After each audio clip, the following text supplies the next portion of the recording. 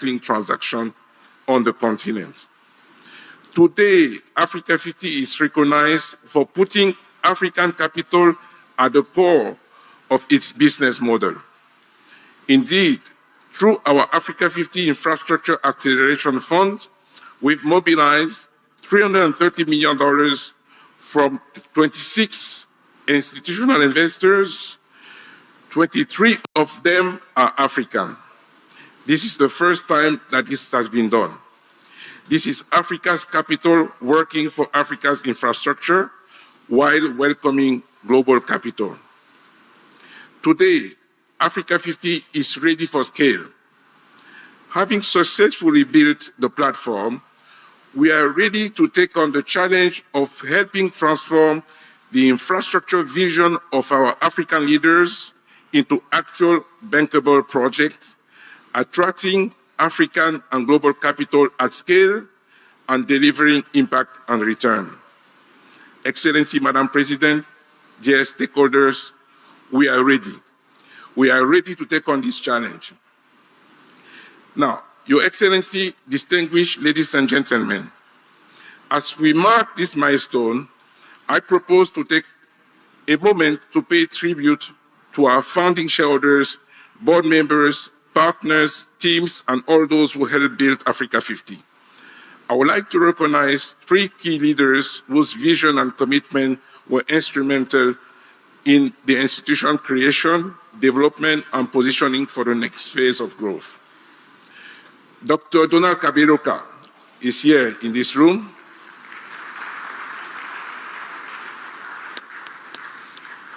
Former president of the African Development Bank and now chairman and managing partner of Southbridge, whose vision helped create AFRIKA50. Thank you, sir. Dr. Akinwumi Adesina is not here, but he sent a message of support. The immediate past president of the African Development Bank and former chairman of AFRIKA50 Group, who guided AFRIKA50 through an important phase of growth and institutional consolidation. Thank you. And of course, Dr. Sidi Ulta, our current chairman, who is leading AFRIKA50 into the next chapter of its growth with very big ambitions. Thank you, sir.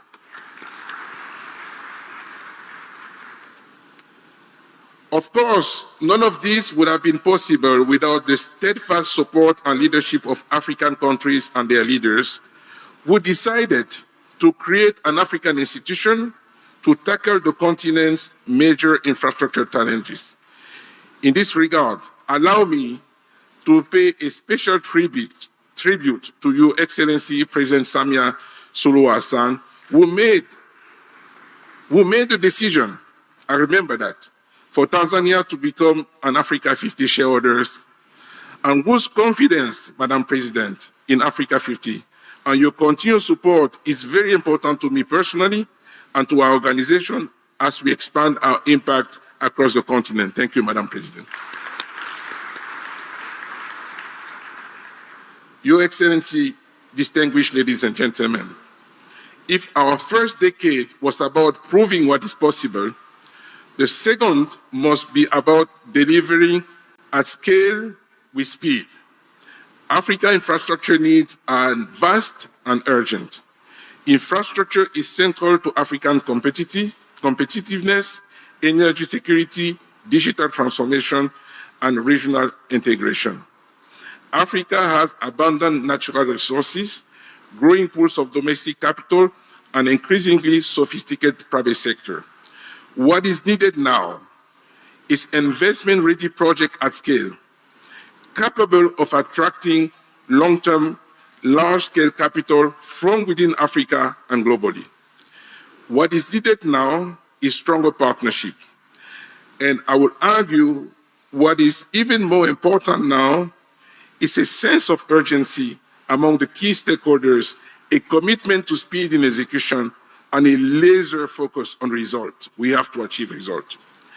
As AFRIKA50 enters the second decade of its operation, one ambition will define our journey: becoming Africa's infrastructure multiplier. Our ambition is to build Africa's premier equity house, growing our asset under management to $5 billion in equity capital, which can catalyze about $30 billion of private investment in infrastructure across Africa. A platform that develops projects, deploys equity, mobilizing capital, and creates the Pan-African investment companies needed to transform Africa's infrastructure. AFRIKA50 is committed to playing this multiplier role, delivering solutions at the scale of the challenge that we have. Delivering this scale means helping build African champions in the specific areas where the needs are the most urgent.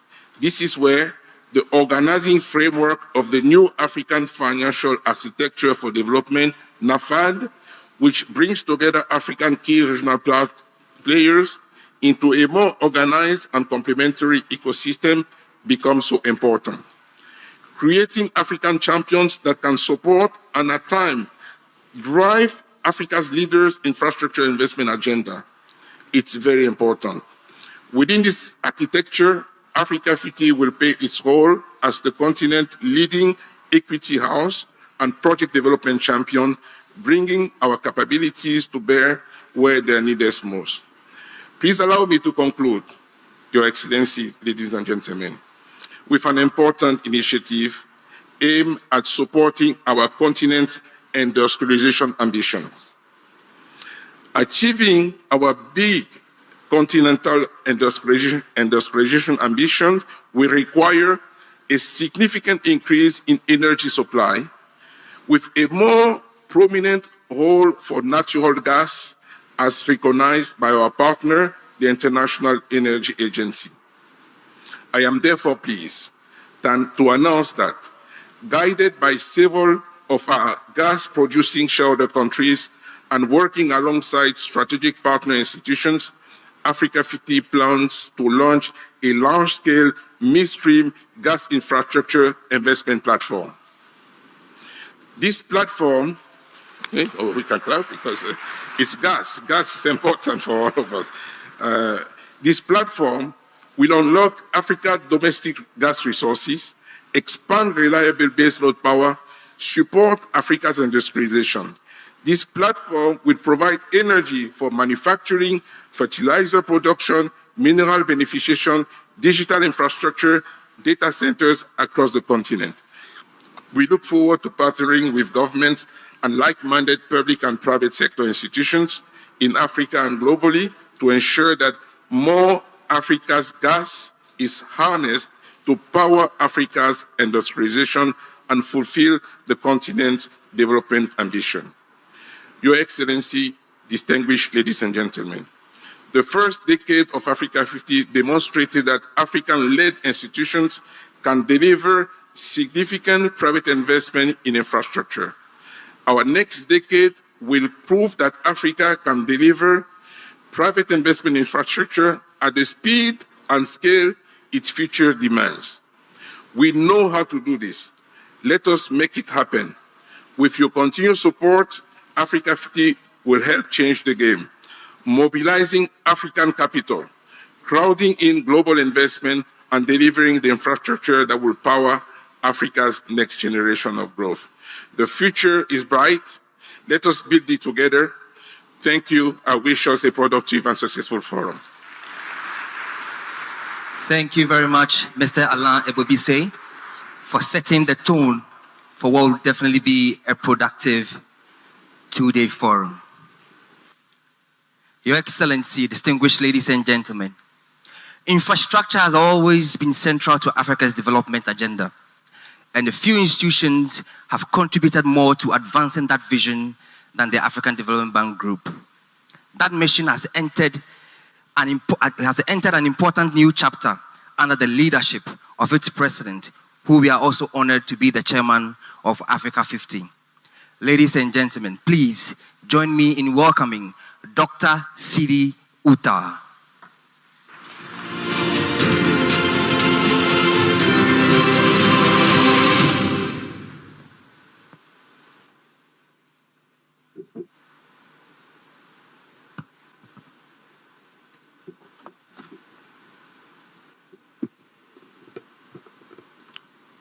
Your Excellency, Dr. Samiasuluhuhassan, President of the United Republic of Tanzania, under whose high patronage we gather today, His Excellency Professor Kithure Kindiki, Deputy President of the Republic of Kenya, representing His Excellency Dr. William Ruto, President of the Republic of Kenya, His Excellency Jakaya Mrisho Kikwete, former President of the United Republic of Tanzania and one of the founding presidents of AFRIKA50 in AU Summit 2013, His Excellency Wamkele Mene, Secretary General of the African Continental Free Trade Area Secretariat, Honorable Carla Luvera, Minister of Finance of the Republic of Mozambique, representing His Excellency President Daniel Francisco Chapo, President of the Republic of Mozambique, Right Honorable Dr. Eperkipe Ekpo, Minister of State for Petroleum Resources, representing His Excellency President Bola Ahmed Tinubu, President of the Federal Republic of Nigeria, Honorable Dr.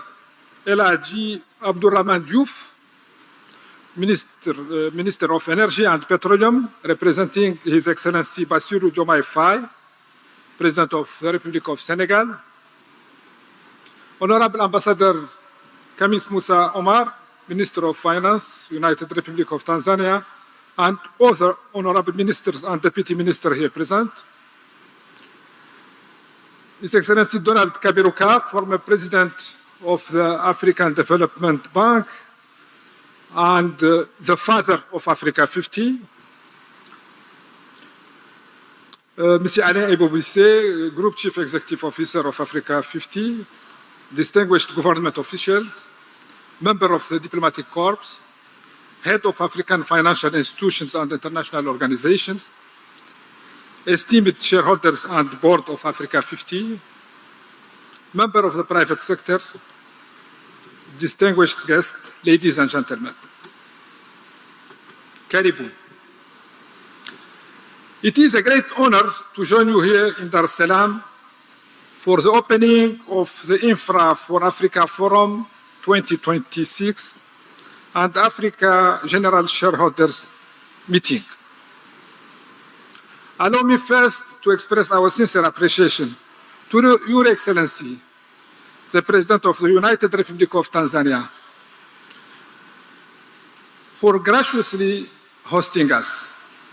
We are deeply grateful for your leadership and for the warm hospitality extended to delegates from across Africa and beyond.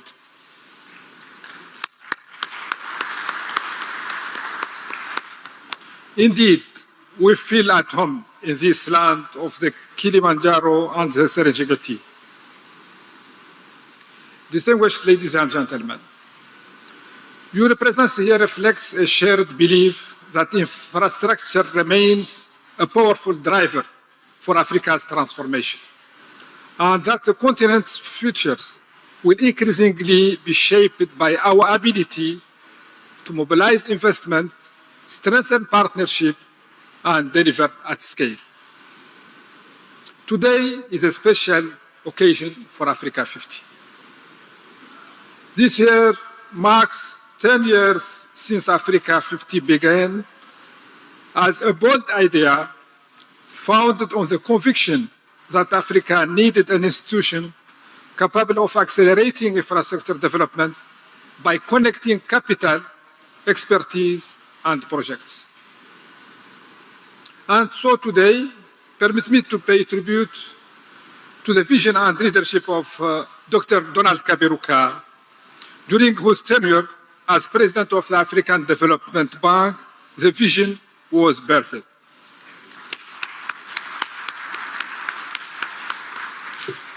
We thank you all,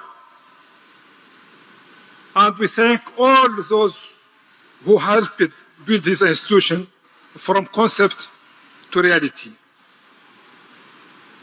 Indeed, the theme, a decade of impact from vision to delivery, is appropriate.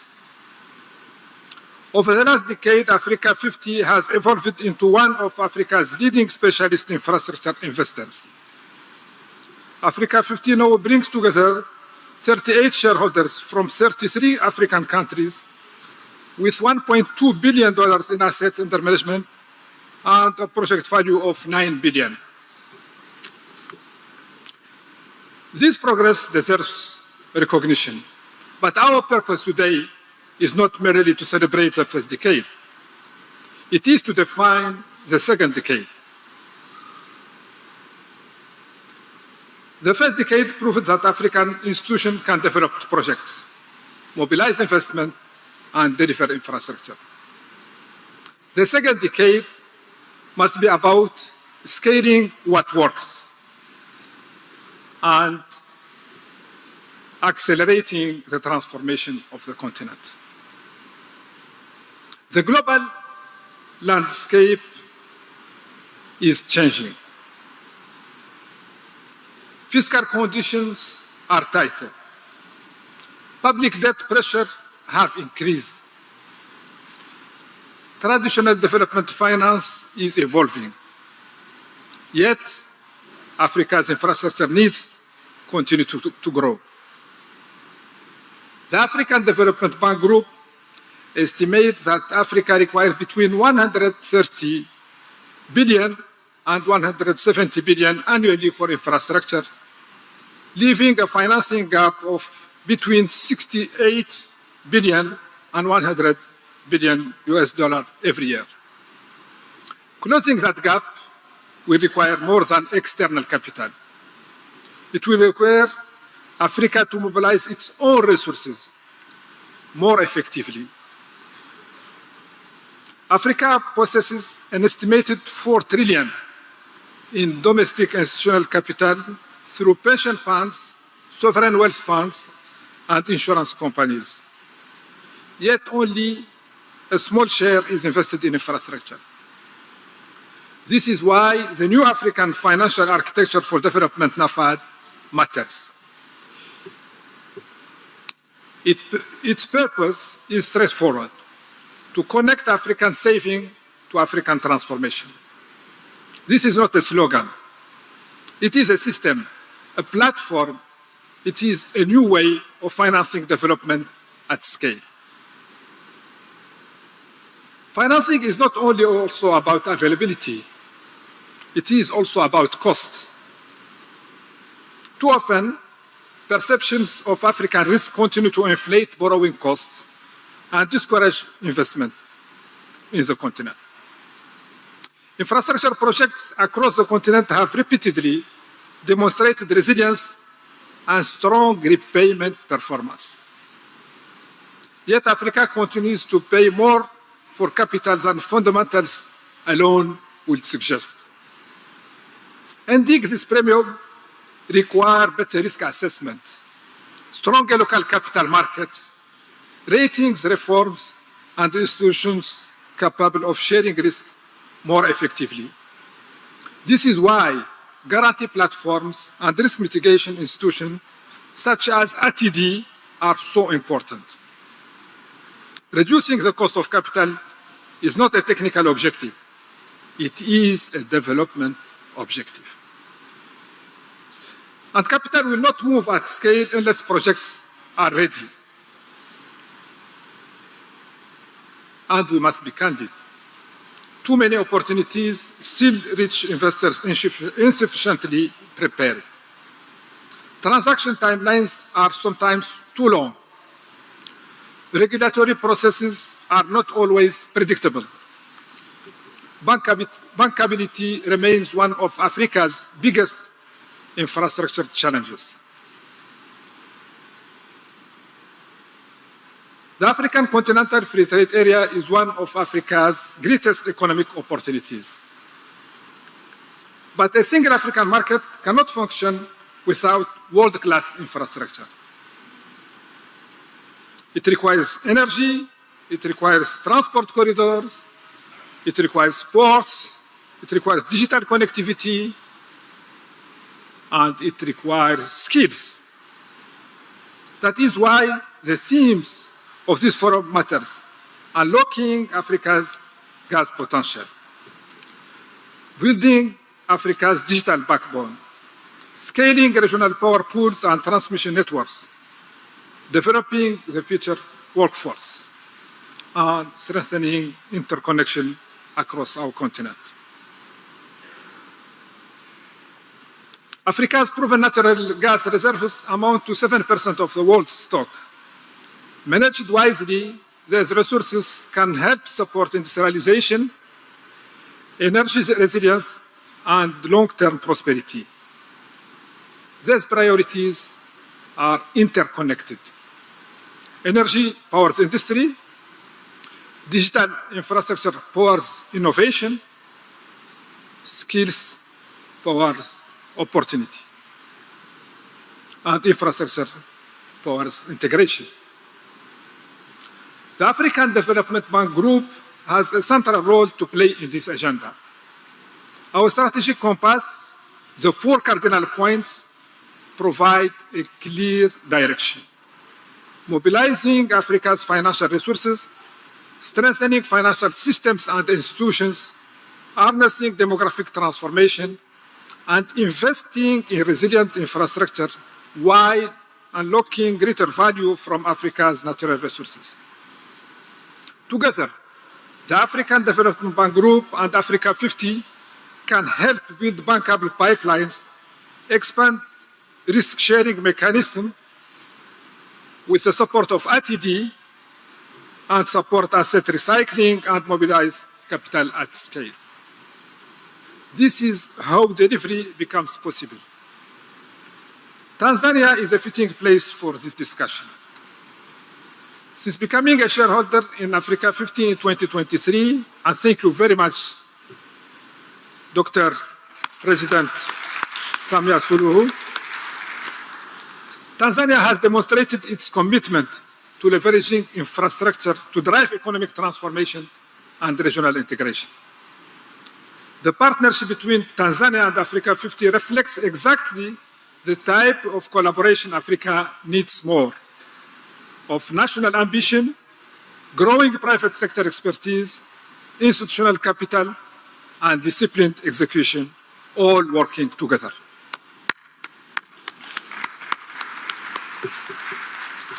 Ladies and gentlemen, the discussion we began today will culminate in the great debate where we will confront some of the most important questions facing our continent. How will Africa finance infrastructure at scale? How will we build a new financing architecture? And how we will ensure that Africa's next decade is measured not by promises made, but by results achieved. Let us leave Dar es Salaam with more than shared ambition. Let us live with stronger partnership, clearer investment opportunities, and practical pathways to move projects forward.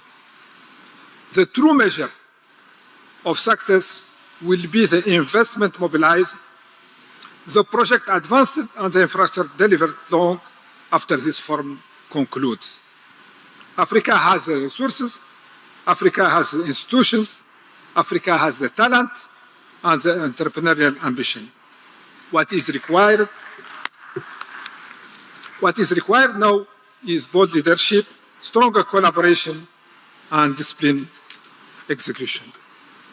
Because Africa's next decade will not be defined by ambition alone, it will be defined by its ability to deliver. I thank you. Thank you very much, Dr. Sidi Uta. Thank you for your leadership. And clearly, there's a lot more that we need to do in African infrastructure. And hopefully, by the time that we are done here, we would have found most of the solutions to help and make this come to pass. I'd like now to invite on stage Abby Chams as we still celebrate the 10-year anniversary of AFRIKA50.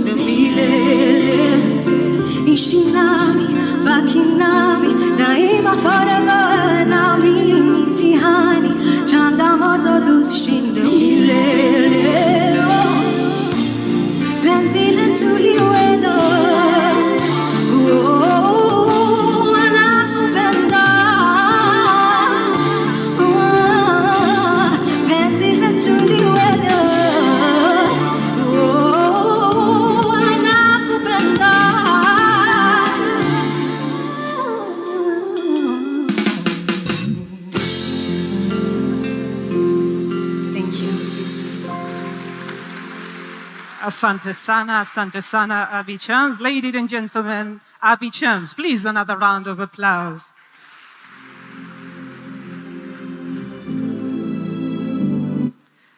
It is now my great honor to invite Honorable Ambassador Hamis Musa Omar, our Minister of Finance, to deliver his remarks. Minister of Finance, Karim.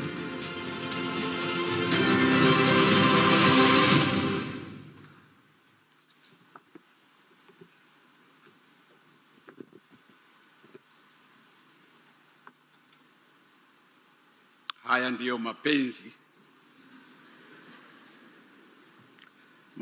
ya miundombinu, bandari, barabara, viwanja vya ndege, mapenzi ya nchi zetu Tanzania, mapenzi ya bara letu Afrika. Jamhuri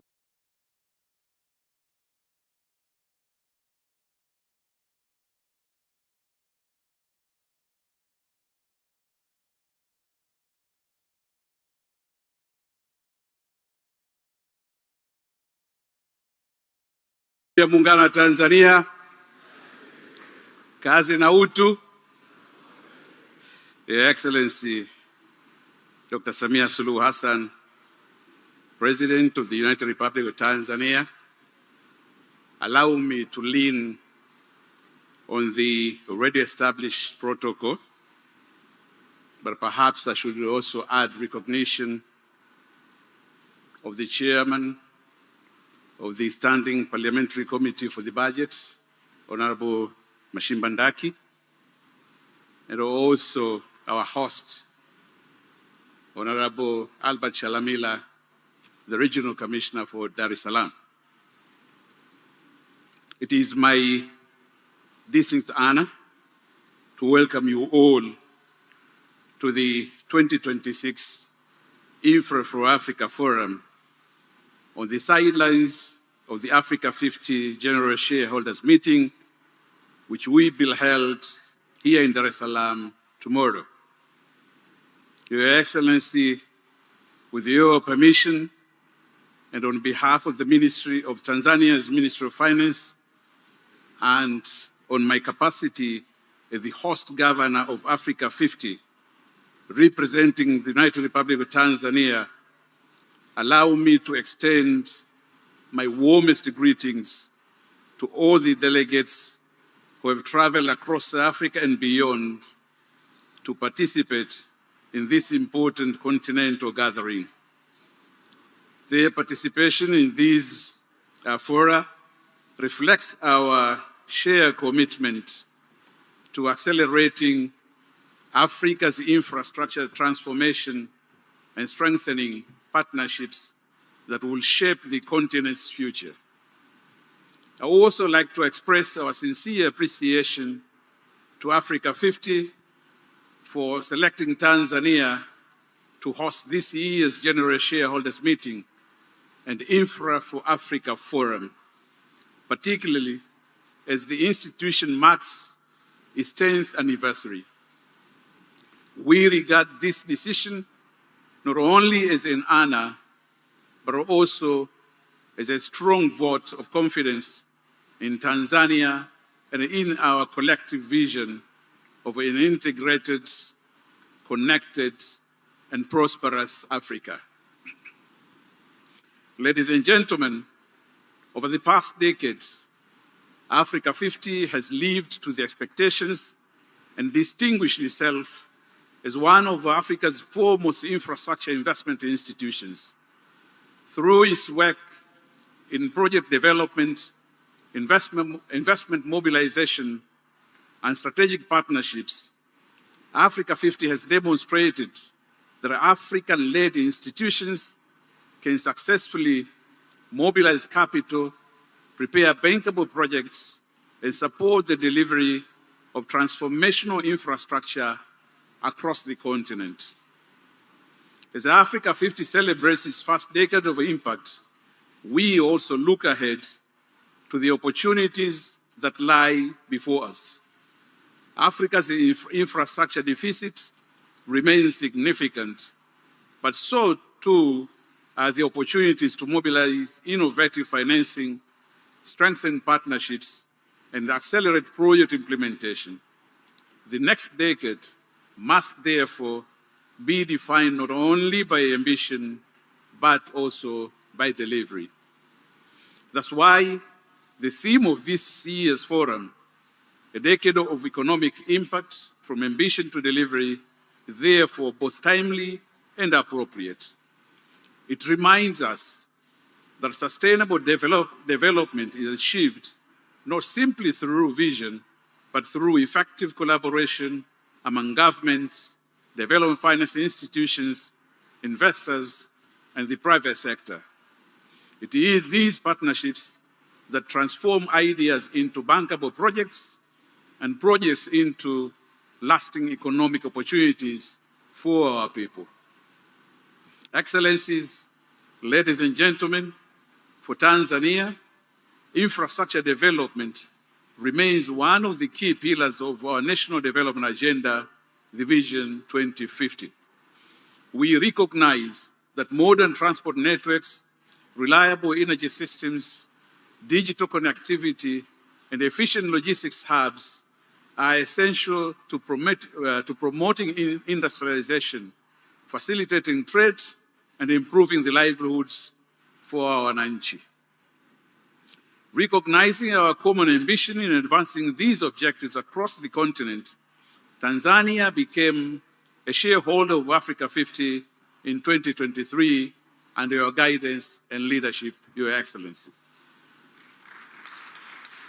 This decision reflected our confidence in AFRIKA50's innovative approach to project preparation, investment mobilization, and the promotion of sustainable infrastructure development.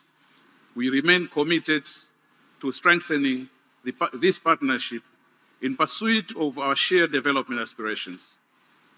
Excellencies, ladies and gentlemen, over the next 2 days, this forum will provide an important platform for governments, investors, development finance institutions, infrastructure developers, and business leaders to exchange ideas, forge strategic partnerships, and identify practical solutions to Africa's infrastructure financing needs.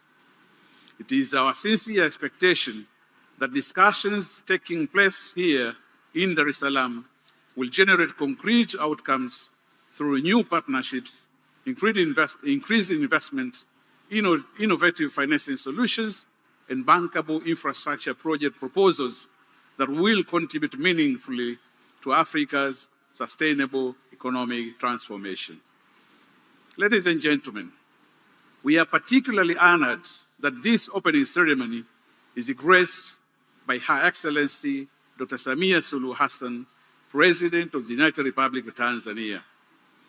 Since assuming office, Her Excellency has continued to champion an ambitious agenda of economic transformation anchored on strategic infrastructure investment, regional integration, private sector participation, and an improved investment climate.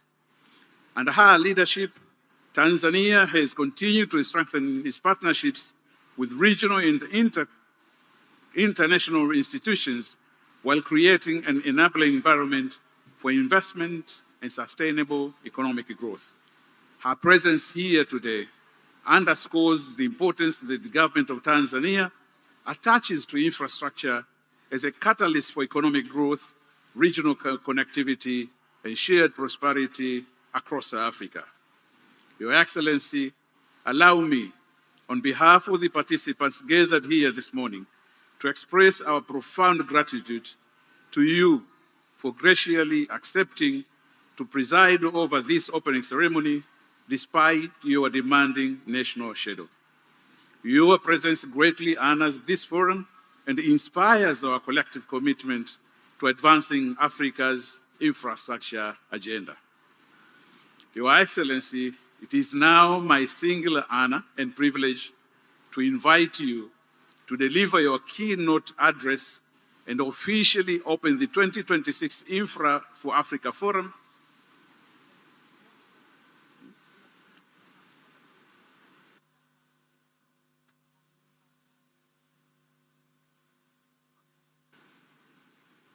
I'm reminded that we can always make more adjustments on our programs. So, Your Excellency, it looks like we have one more item before we invite you. So, with your permission, please allow our MSCs to continue with the program. So please, take the floor. Parada, I thank you very much. Thank you very much, Minister for Finance, Ambassador Hamis Musa Omar. After those great remarks, we will now move on, Your Excellency, with your permission, to a high-level dialogue. And in this particular dialogue, we are striving to highlight matters related to natural gas, in particular, the choices required to turn gas into financeable projects. And of course, also, we would also like to learn how we can have measurable domestic economic value. And to lead us in this dialogue, Your Excellency, allow me to call on the stage, first, His Excellency Wamkele Mene, Secretary General of the Africa Continental Free Trade Area. Please take your seat. Yes, from there. Thank you. Then we have Honorable Carla Louveira, Minister of Finance of the Republic of Mozambique.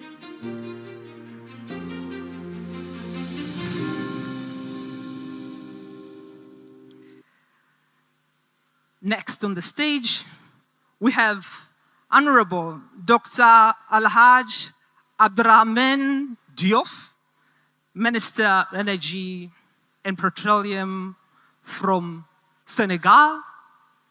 Honorable Minister, you're welcome. Then from home, we have Honorable Deogracias John Dejembe, Minister for Energy. Please.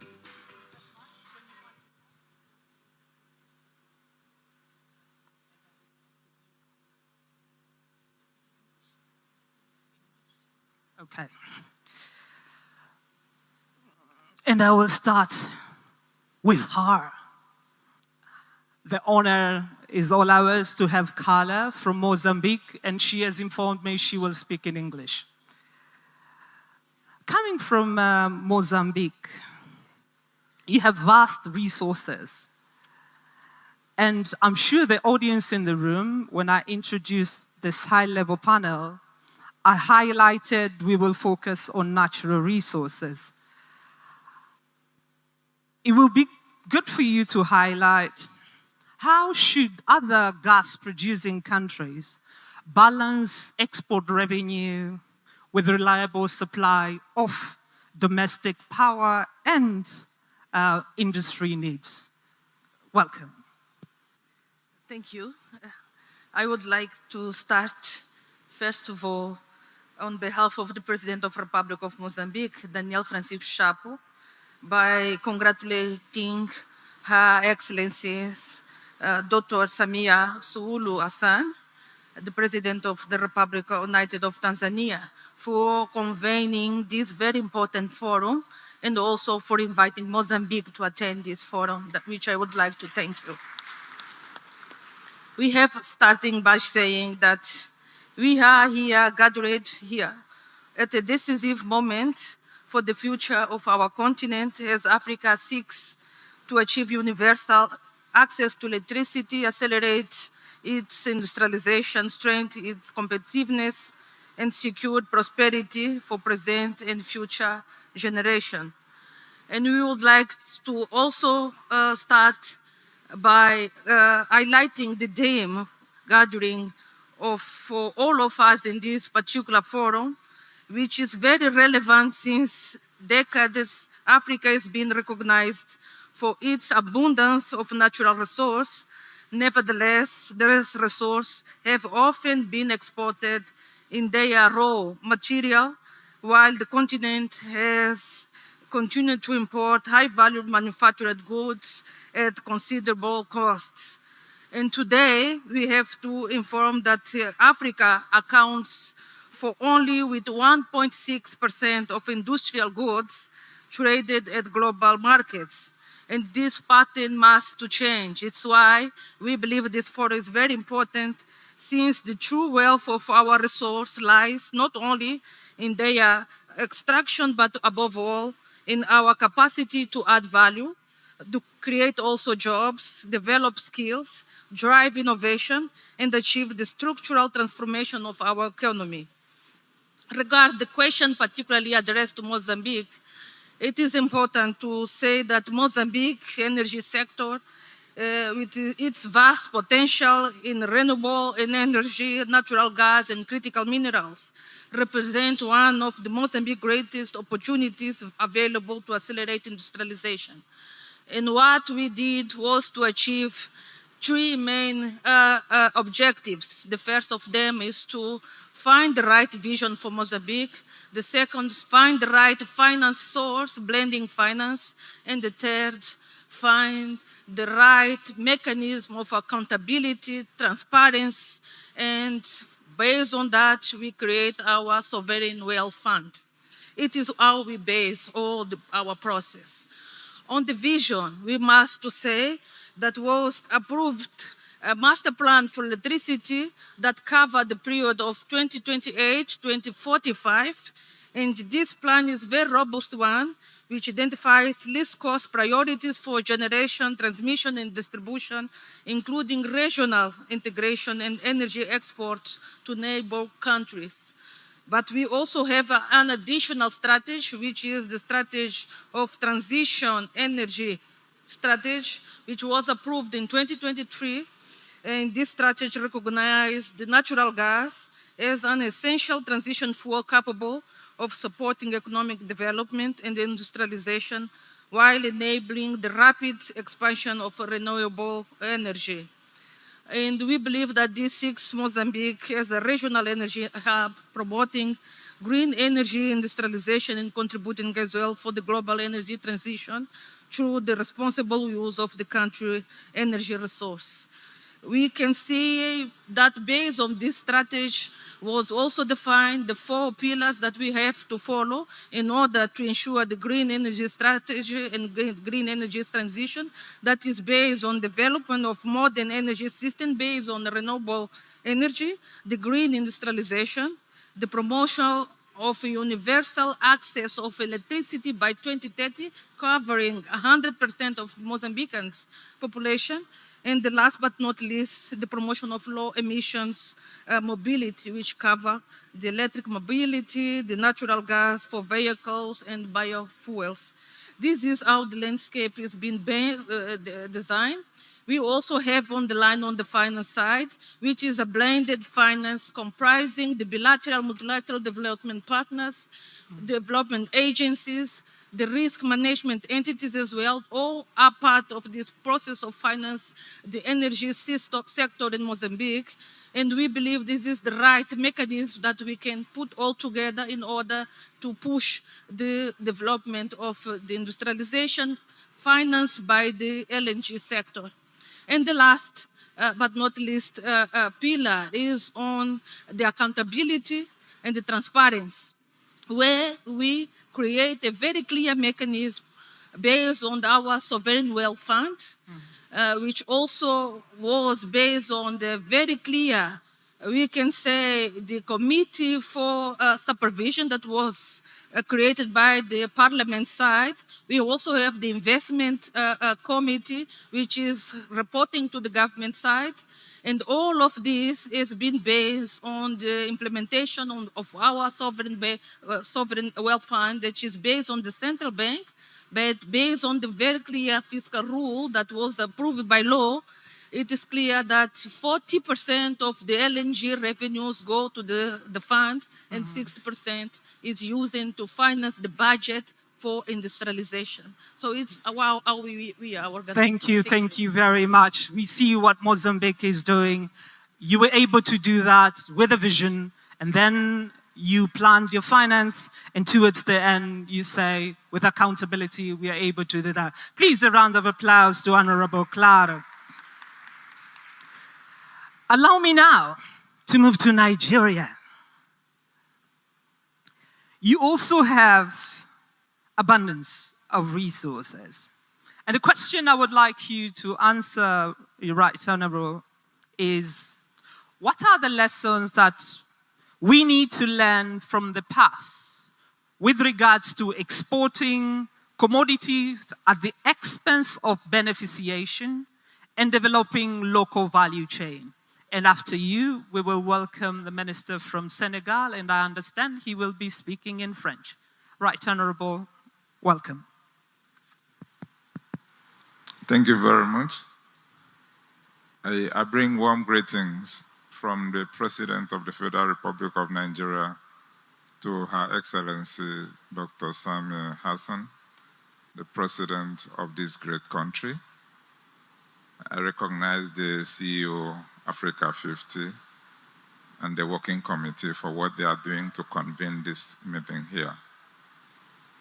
And my co-panelists, it is important that African leaders have woken up to the responsibility of the day to address our challenges.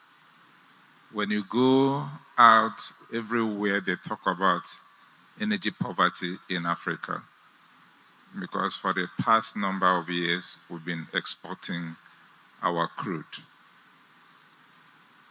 So today, I think we've come to realize the fact that we need to come back home and develop our country so that when our leaders get out of this continent, they will not face with the issue of over 600 million Africans are lacking access to electricity.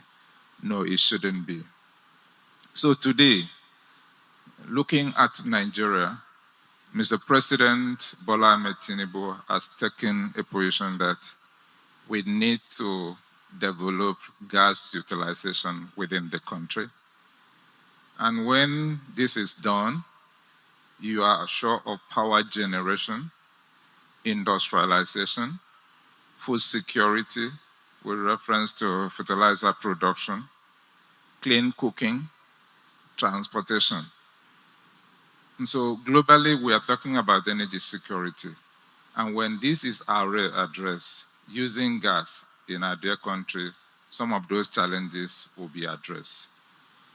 We are really particular. Let me tell you that in our country, Nigeria, though we host the highest volume of natural gas in the continent, we are not selfish about it. We look into how we can transport this gas to other countries within the continent so that they can take advantage of it. So the issue of continuously exporting our natural resources is no longer a priority now, even though you talk about foreign exchange. But then, if you utilize it within the country, you grow industries, as I've mentioned. This will create job opportunities. This will create revenue for the country. And you talk about the fertilizer production to guarantee food security for your people, because the primary responsibility of the government is to ensure that our people are living in the prosperity. And under President Bola Ahmed Tinubu, we are talking about from gas to prosperity. So in every sector of it, we pursue it that way. In the past, there was no issue of transborder gas pipeline. But today, I can tell us that we now transport our gas to Ghana, Togo, Benin Republic. And just last month, there was a meeting of the West African head of states where an agreement was signed between the national oil companies for gas to be exported from Nigeria through the Atlantic to more than 12 countries within that region to Morocco. This is what we are doing. And of course, as this gas passes through all these countries that will serve as off-takers, they will take advantage of it to improve their power generation, fertilizer production, industrialization, clean cooking, and of course, developed their own countries. It is not within at that level. We are doing same with Algeria. We are doing same with Equatorial Guinea. So the time has passed for us to continue to talk about exporting our natural resources. Rather, we use it and develop our continent for the good of our continent. Thank you very much. Thank you very much, Right Honorable, for the initiatives that are ongoing in Nigeria. And especially, I like the mantra, from gas to prosperity, and you include all the way other nations in the West Africa, all the way to the north. Next up, you will be speaking in French, so I'm going to ask you to get your translation gadgets. Kindly assist my panelists also. We are happy to have Honorable Dr. El Haj Abdurrahman Diouf, the Minister of Energy and Petroleum from Senegal. And the question I have for you, how do we think about developing cross-border, and I'm just taking it over from Nigeria, right? Cross-border pipelines to indeed drive gas trade and export internally and across the continent. Welcome. Okay, thank you very much. It is a great honor for us to be here. And I would like to thank you for the invitation. I am switching in French, with your permission. C'est vraiment un grand honneur pour nous de venir ici en Tanzanie représenter le président du Sénégal, Bassirou Diomaye Diakhar Faye, Son Excellence Madame Samiasuluhuhassan. Je voudrais vous transmettre les salutations fraternelles du président Bassirou Diomaye Faye, qui avait voulu être ici personnellement pour répondre à votre invitation.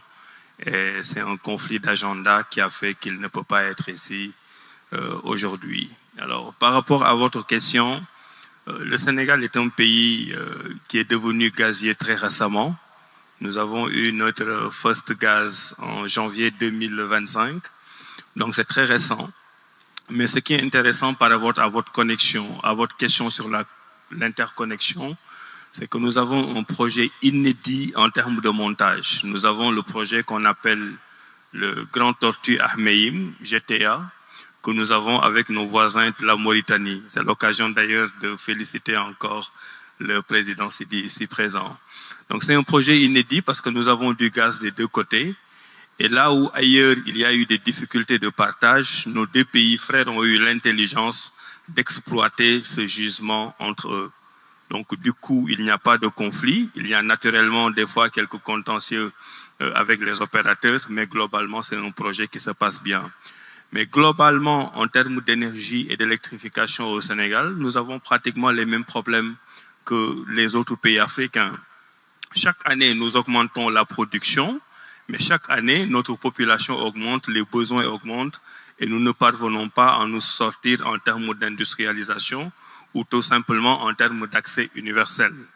Par exemple, aujourd'hui, l'ensemble des 19 millions de Sénégalais n'ont pas tous accès à l'énergie et au gaz. Et nous avons deux chiffres clés que je voudrais partager ici. Le premier chiffre, c'est que nous avons 6471 localités à l'intérieur du Sénégal qui n'ont pas encore accès à l'université, à l'électricité du moins. Et pour financer ces 6471 localités, nous avons besoin de 400 milliards de francs CFA, ce qui est l'équivalent de 800 millions de dollars. Donc le message aujourd'hui par rapport à l'énergie, à l'interconnexion, c'est que le Sénégal a besoin de 800 millions de dollars pour pouvoir financer l'accès universel. Et l'objectif, c'est de l'avoir dans 2 ans. Et cela pose la problématique du financement. Nous avons des budgets qui sont plus orientés vers les dépenses sociales. Et de plus en plus, nous avons besoin de bâtir des partenariats publics-privés où l'argent du privé vient se substituer à l'argent du public dans des domaines qui peuvent être rentables. Parce que sur ces régions dont je vous parle au Sénégal qui n'ont pas accès à l'université, à l'électricité, je parle souvent d'université parce que je suis ancien ministre de l'enseignement supérieur. Donc ça me poursuit encore. Et dans ces zones-là où on n'a pas accès à l'électricité, il n'y a que l'État qui peut faire des investissements qui ne sont pas rentables. Le privé ne va pas aller dans des zones qui ne sont pas rentables pour faire des investissements. C'est pour ça que nous devons trouver un équilibre entre le financement public et le financement privé pour pouvoir avoir accès à l'universel. Maintenant, pour terminer sur les questions d'interconnexion, non seulement nous avons l'exemple avec la Mauritanie, mais nous avons l'exemple de l'organisation de la mise en valeur du fleuve Sénégal et l'organisation de la mise en valeur du fleuve Gambie. C'est cela qui fait que si nous sommes en surcapacité, si nous sommes en surproduction, la Gambie, la Guinée et le Mali, qui sont des pays voisins, peuvent en profiter. Et si nous sommes en déficit, leur surproduction nous permet aussi d'en profiter. Cela veut dire que chacun essaie d'agir là où il est fort pour aider à réserver le déficit de l'autre. Là où je voudrais terminer sur les questions de transition, c'est une question toujours difficile pour moi, parce qu'avant d'être le ministre de l'énergie et du pétrole, j'étais le ministre de l'environnement et de la transition écologique, et je me battais tous les jours avec le ministre du pétrole. Maintenant, c'est moi le ministre du pétrole et je dois trouver l'équilibre. Naturellement, dans nos pays, et c'est ma conclusion, on ne peut pas, comme certains pays développés qui ont déjà utilisé le fossile, quitter du jour au lendemain pour parler d'une économie propre. Chaque pays a son histoire. Et l'histoire de nos pays, c'est que nous avons des gaps de pauvreté à résorber. Et aujourd'hui que nous avons du gaz et du pétrole, nous demandons une transition douce, une transition intelligente, une transition différenciée qui nous permette de bénéficier des fossiles pour régler un certain nombre de problèmes de pauvreté pour aller vers le renouvelable. Donc là aussi, nous devons avoir un équilibre entre les fossiles et le renouvelable, avoir un agenda africain où la ZLECAf, par exemple, pourrait avoir, en termes de transport et de commerce, un rôle extrêmement important. Et c'est cela que nous appelons la solidarité des pays africains. Je vous remercie. Thank you very much for sharing the initiatives that are ongoing in Senegal. Before I come to His Excellency Wamkele, let me come home, in Tanzania. And I have a question for you. I think the audience would like to hear, how can gas-producing country like Tanzania develop affordable, all right, and commercially sustainable LPG framework that will really, really help move Africa's gas resource from better value chains and would allow to expand access to clean cooking? I think this is a question dear to Tanzania. Honorable Ndejembi, the floor is yours. Yes, first of all, thank you very much for this question. It is well stated that almost 2.1 billion people globally do not have access to clean cooking. And if you break down that number, about 1 billion out of that is from Africa. And from that 1 billion that is from Africa, with people without any clean cooking access, you will see that 85% of that is from sub-Saharan Africa. Well, therefore, it is safe to say that clean cooking is no longer a topic that would say needs to take time. It is an urgent topic. It is a development priority. But it is simply not just an energy issue, but it is also a public health issue, environmental issue, gender equality and economical development issue. I'll come back home here. Prior to 2021, access to clean cooking was about 6%. But under the steady stewardship of our president, Dr. Samiasuluhuhassan, she championed it, she campaigned it, pushing access to clean cooking here in Tanzania. We have managed to move from 6% to about 28% today as we speak in 2026. And that has also increased our imports from about 290,000 metric tons per year to about 459,000 metric tons per year last year in 2025. So you see, we have made steps. However, by doing that, we still have created a bigger demand. Today here in Tanzania, 7 out of 10 households still use charcoal and other sources of energy for cooking. So there is still room for work. We have vast resources of gas in Africa, in Tanzania, but we should not treat that commodity as an export commodity only. We should also scale up the use of natural gas, LPG, here at home in Africa. And how do we do that? We do that by also connecting our countries. We have neighboring countries like Mozambique. From Madimba to where their plant is about 74 kilometers. We need to connect with ourselves so as we can provide greater access to clean energy across our regions, across our continent. We can have pipelines from Tanzania to Kenya, pipelines from Tanzania to Uganda, to Congo and so forth. That will give us access to clean energy for our people and scale up access to LPG and CNG. But looking at the International Energy Agency, it estimates that under policy settings, around 75% of global population could still have access to clean cooking by the year 2030. But that needs political will. It needs an inclusion from the public sector, the private sector, and all other major stakeholders to help us achieve this. Thank you very much. Thank you very much, Honorable Minister. And I'm looking at His Excellency Wamkele. In one way or the other, when we're speaking about vision, she highlighted finance. When we moved ahead and he spoke of universal coverage in Senegal, we're speaking about finance. Again, in Nigeria, when we're thinking about really utilizing the gas in the country and reaching out from gas to prosperity, we're talking finance. And last but not least, when we're listening to having access to clean cooking resource here in Tanzania, wanting to reach more, we mean finance. And you come from the Africa Continental Free Trade Area. A question for you, and I'm sure the audience would like to hear. How can you actually help Africa advance some of bigger projects? Because there is the appetite for that.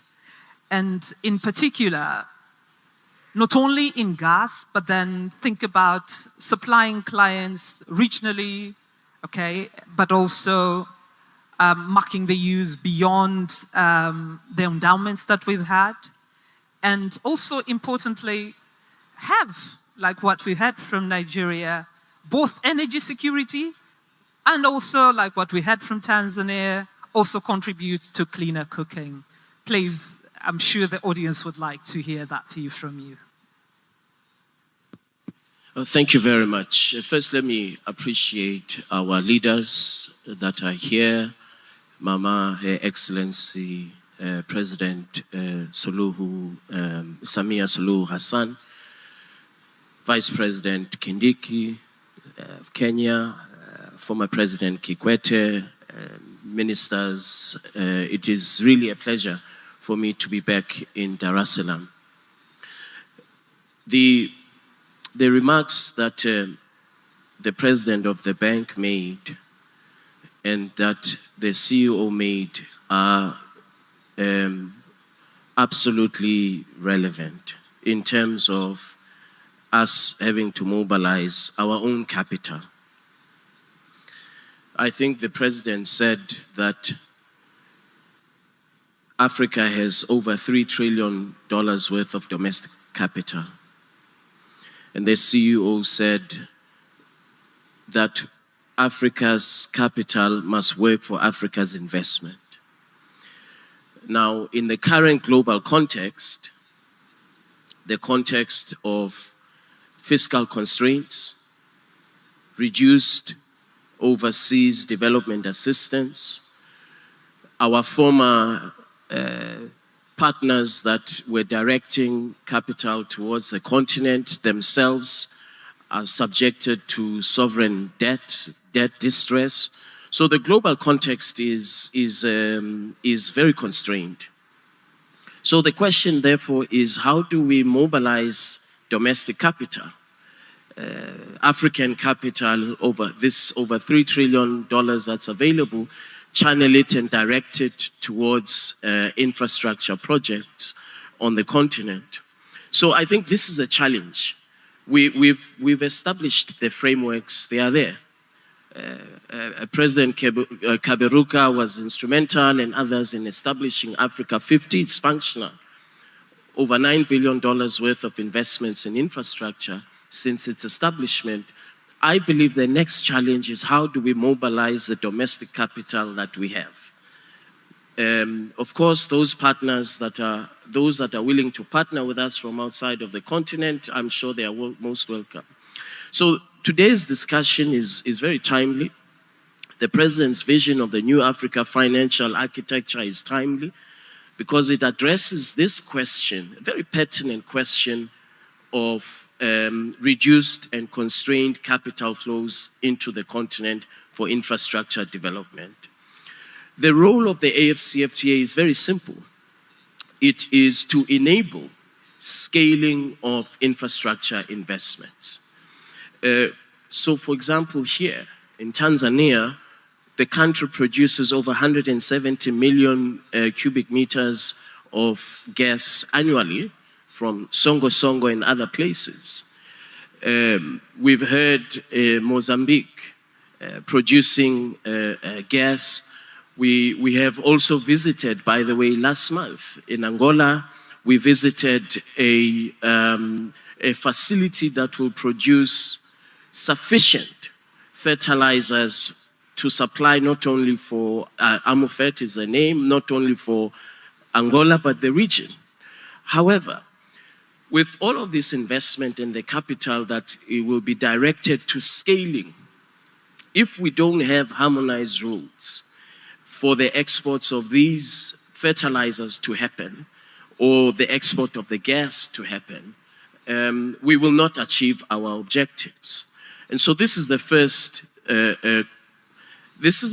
way in which we can contribute to the development of infrastructure in Africa, enabling the scaling of these projects. Second, by deploying harmonized trade rules, trade policy, to enable trade amongst countries.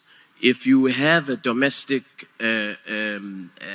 supply of energy and you are able to export, that will happen on the basis of the trade rules. A market of 1.4 billion people with a combined GDP of $3.4 trillion is a very significant market, domestic market. But we have got to overcome the fragmentation that has happened for many years, by creating a single market. And so the infrastructure projects that we see, and by the way, you know, my neighbor mentioned the productive capacity between Senegal, the Gambia, and Mauritania, and the connectivity in terms of production capacity, the Honorable Minister. I drove from the Gambia, Banjul, to Dakar. And there is a bridge, Senegambia Bridge, which was financed by AFRCA50, completely transformed the trade ecosystem of the two countries, particularly the neighboring cities, smallholder farmers, informal traders. That infrastructure investment not only reduced the cost of trade, the cost of doing business, but it also addressed this issue of inclusivity, where we have now smallholder farmers that are active participants of driving the economic ecosystem of that region. So we have examples where infrastructure development does indeed have a direct impact on people's lives, including the matters that the Honorable Minister of Tanzania raised on clean cooking. And I want to congratulate Mama for her leadership because she raised this matter in the African Union. It is now one of the projects of the African Union that the entire continent is focusing on through her leadership. And we were here last year for the Clean Cooking Summit that Mama hosted with AFDB. So for us, our role is very simple. Deploy the trade rules to enable scaling of infrastructure investment, create the investor confidence by applying the rules, deploy the trade policy instruments to enable the investments and the production at domestic level to be exported outside of the country that has access capacity. Thank you very much. Please, a round of applause to Wamkele. Thank you, Your Excellency. Now, 1 minute or less, preferably. I would like to hear from this high-level panel, by 2030, it's not very far, but it would be good to let the audience know, what is that one measurable outcome that would really demonstrate that we do have a gas strategy and we will really deliver that? I know most of you touched on it in one way or the other. One sentence. If you have that one sentence, that would be good. If you don't, it's also okay. And I will start all the way from Nigeria, come to Tanzania, Senegal, and I will finish with Mozambique. Karim. Thank you very much once again, Your Excellency, distinguished ladies and gentlemen. It's fantastic. And from what my brother from Tanzania mentioned, LPG. In Nigeria, under the directive of Mr. President Bola Ahmed Tinubu, we are to move 5 million homes from utilization of charcoal and all those heavy emission sources to clean cooking by 2030.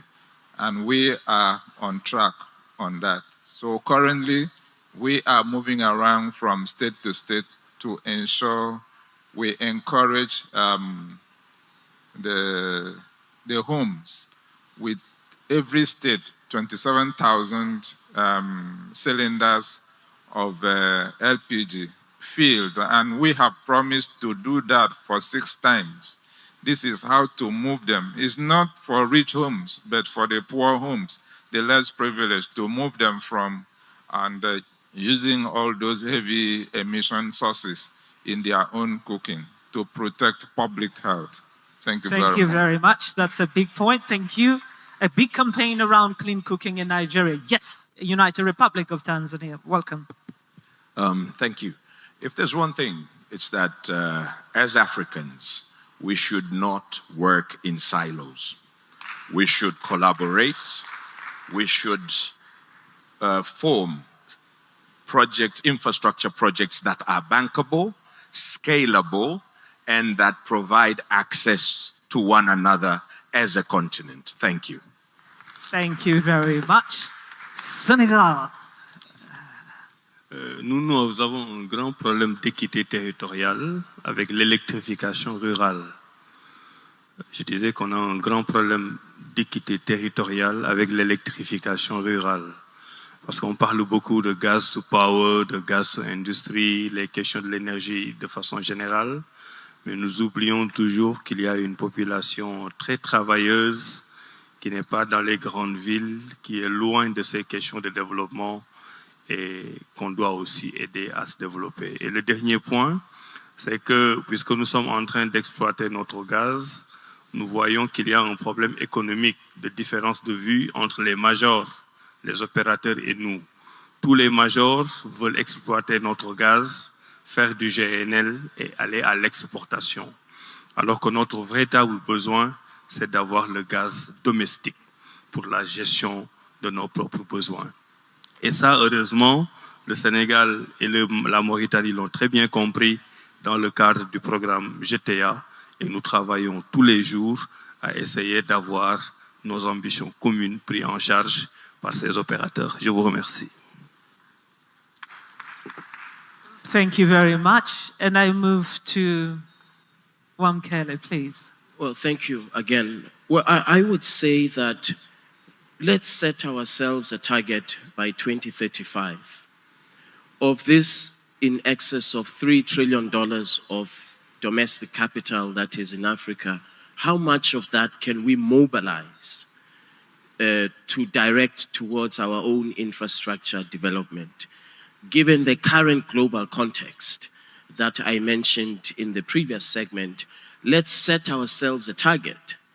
Development finance institutions, our commercial banks, the African Union, as well as governments, how much of that should we mobilize, unleash, and deploy towards scalable investment infrastructure projects that will be cross-border, whether it is trade corridors, ports that service more than one country, road networks that connect markets. I believe that it is achievable. Thank you. Thank you very much. Important to set the target. Yes, Honorable Kala. For us, we do have a target, which is our main priority, achieving the full potential and capacity in terms of production of LNG by 2028, which is the time that is scheduled to achieve the high production of our LNG project, which is scheduled to transit from the current 3.4 tonic metrics of capacity to 38 per year. So this is our main priorities to achieve what we have already defined in our strategy. And the commitments that the government is already designed is to ensure the right environment and sustainability of LNG project. It means to achieve the legal stability and also a safe environment for the companies to operate in the country. Thank you. A very, very important point. Safety of the company, but importantly, you will complete the LNG by then. Really, please join me in thanking the members of the panel. As you've heard since morning, we are here for 2 days. So this was just a glimpse of what you will be hearing for the next 2 days. Please, members of the panel, let us all rise and take our seats. Thank you.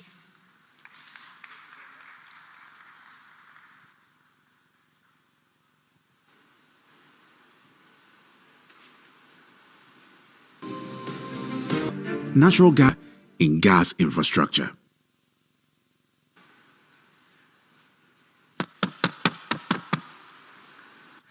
Your Excellency, with your permission, it is now my honor to invite Your Excellency Professor Kithure Kindiki, Deputy President of the Republic of Kenya, to deliver his remarks. Please, let's welcome him.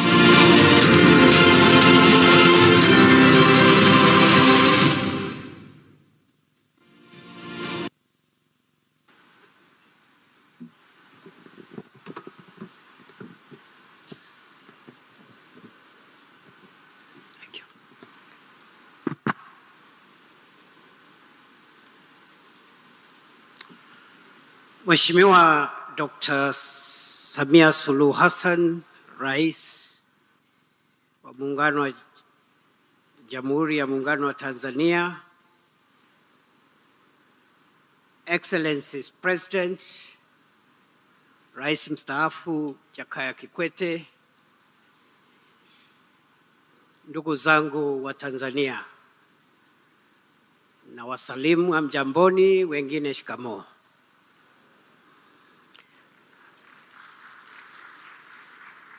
Madam President, I bring you greetings from your brother and counterpart, President William Ruto of Kenya, whom I'm representing here today. And I come here to do a very simple task. I've been asked to discuss Kenya's experience with large-scale energy infrastructure projects, the lessons we've learned. And I want to be as practical as I can because, as I have said again, mine is to give the perspective that perhaps we could share, even as I listen to the experiences of the other countries, from what we've just listened this morning. Your Excellency, energy is key to our industrialization. Also, we need reliable, affordable energy, which is also accessible to as many of our citizens as possible. We therefore need a backbone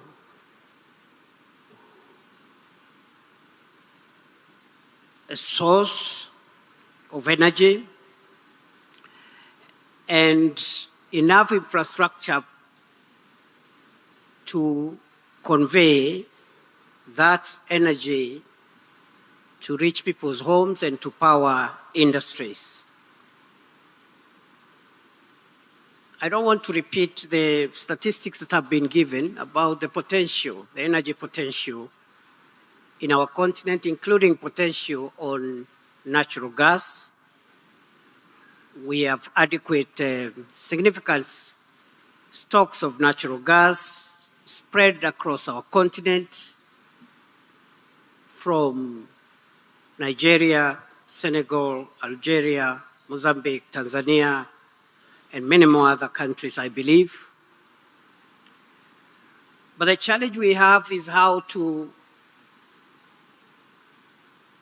provide major energy infrastructure projects, which normally take a lot of time, require a lot of technical expertise, and also are costly to be able to industrialize. Many scholars and policymakers have cited the fact that Africa's arable land, mineral wealth, including natural gas, a good population, as drivers of Africa's future. The only thing I want to add, even as I go into energy projects, is that Africa needs to build confidence in itself. Africans, we must learn to have confidence in our continent and in our capability to do what others have been able to do. Therefore, Your Excellency, for us, we have picked a few things along the way. The first one is government commitment and political leadership. It's very important for our various countries for us to have government commitment and political leadership, which provides strategic direction, policy consistency, investor confidence, and continuity across political cycles. The biggest threat today to Africa's development is policy disruption, which is an unintended consequence of democracy. The movement from one administration to another, which is a good thing, because democracy is a good thing.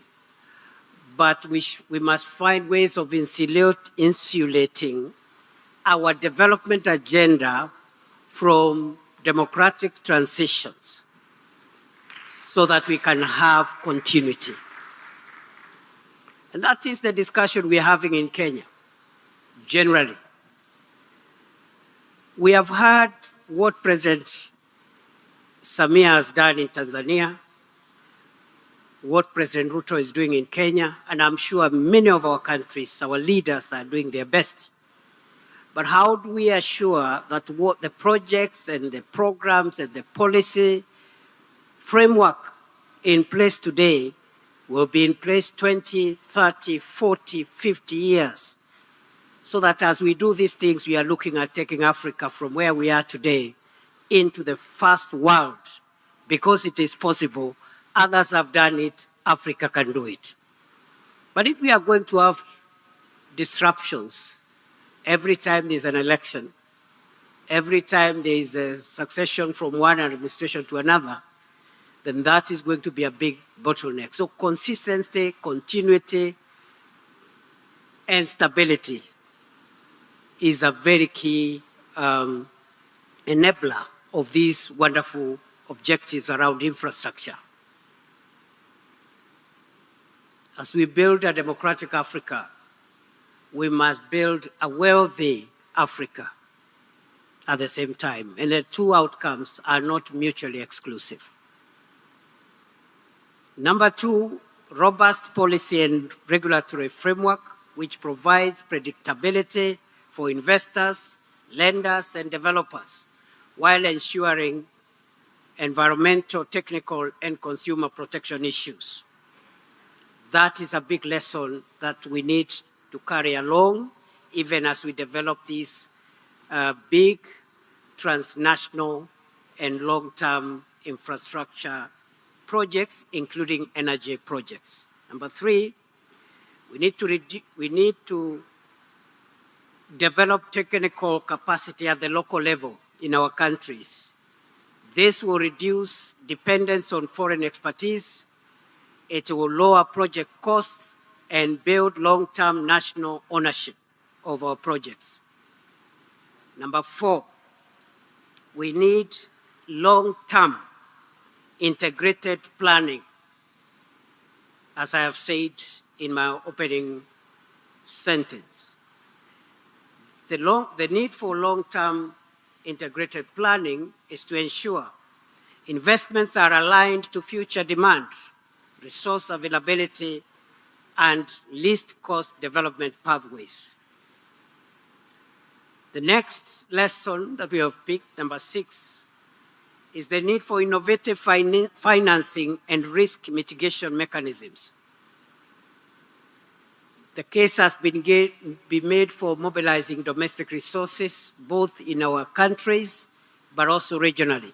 And I'm glad to see the president of the ADB group here and all the other institutions that are underwriting Africa's future in the financial and resource space. So we need to have innovative ways of mobilizing resources, both nationally and regionally, to be able to reduce investor risks, lower cost of capital, and enable implementation of capital-intensive projects.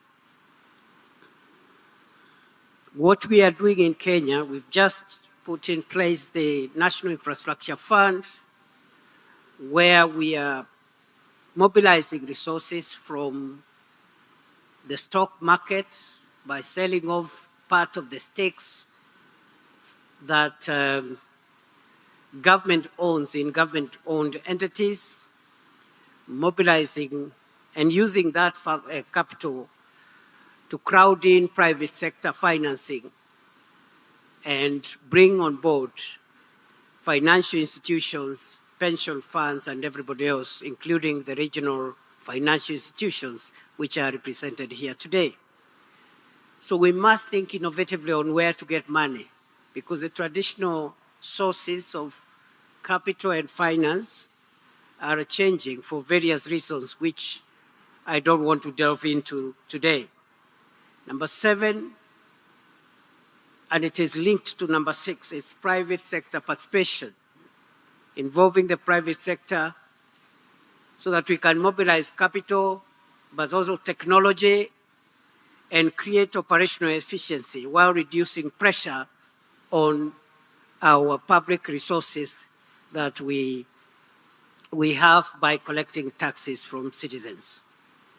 The next lesson we have learned is around community engagement and benefit sharing. Lesson number 8. There is need to have the people of Africa move with us. It is not enough to build roads and railways and ports and harbors and gas pipelines.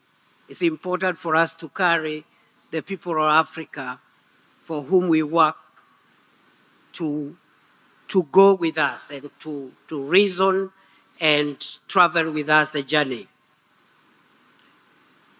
The need for community engagement and benefit sharing secures the social license to operate the projects that we want to do. It reduces delay. Some of the projects have been delayed because of our inability to manage the social, economic, environmental, and other issues around some of our projects. You end up with delays, you end up with court cases, litigation, conflicts, and this affects project sustainability. We have also learned about effective contract and project management to prevent cost overruns, delays, disputes, while at the same time ensuring quality project delivery. The next lesson, number 10, is environmental and social safeguards, I think which is already I've alluded to ensure sustainability and improve access to financing, as well as protecting communities and biological diversity. We have also learned about the power of regional trade and cross-border infrastructure, which has been alluded to by some of the previous speakers. And we need to organize ourselves. In this space around LNG, for example, the pipeline from Mozambique, Tanzania, I see no reason why it should not extend to Kenya, up the coast, and it can go to the other directions as well, so that we can share not only we can share in the economies of scale and be able to leverage on our various strengths. Your Excellency, therefore, the matter before us is how can Africa build energy infrastructure, including LNG infrastructure, at a scale and pace which is commensurate with our state of development today and where we want to go tomorrow. And therefore, we have a dual responsibility of making sure that we provide access to reliable, affordable energy, while at the same time having low emissions of, in terms of protection. It is therefore possible to utilize the significant resources that Africa has, including LNG resources, if we collaborate with one another. Just to give an example of the power evacuation program that we are running between Ethiopia, Kenya, and Tanzania, which has a capacity of evacuating 2,000 megawatts, but at the moment is evacuating 800 megawatts of power from Ethiopia, 700 megawatts into Kenya, 100 megawatts into Tanzania. And I think those are some of the areas which we need to work on and expand, because the capacity is there and the physical infrastructure is already in place. Tanzania has led by example in this space, but we need more infrastructural projects for gasification, regasification, power plants, and pipelines, so that we can take this matter to the next level. Your Excellency, once more, let me summarize by address in simple terms, because sometimes we complicate what we want to say with a lot of English. The future of this subject matter and the future of our continent lies on how we handle 5 things. Number 1, the people. I have talked about the need for us to go along with the people. The story of Africa's development must be written together collectively. And that's why it is important that the discourse we're having around development must be sensitized to communities, to the citizens, to make sure that we are all aligned. We must, for example, let me give this example. Many African countries are struggling with the politics of identity, especially subnational identities. Luckily, Tanzania largely does not fall under that category. Kenya does. And if you look at our constitutional order in many of our countries, there is need for identity, there is need for democratic space and expression and identity. But there is also, increasingly going forward, the need for African leadership to pursue not just the politics of identity. In fact, we should overcome the politics of subnational identity and promote more the politics of interests and wealth creation. We must work towards making our people rich, wealthy, prosperous across the board, even as we build democratic entities, build on our subnational identities. But that's just one example. But the point I'm saying is that we must carry the people along, young people, women, rural people, urban poor, and everyone. Number two, technology. The mega projects that we want to do, technology is at the center.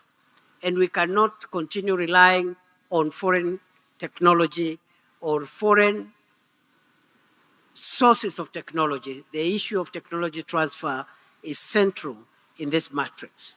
Number three is the issue of partnerships, especially between the public and private sector, to provide resources, not just financial resources, but also blend the human resources from public and private sector to give us the outcomes we require. Number four, it is governance. Governance. I think part of it has been spoken to.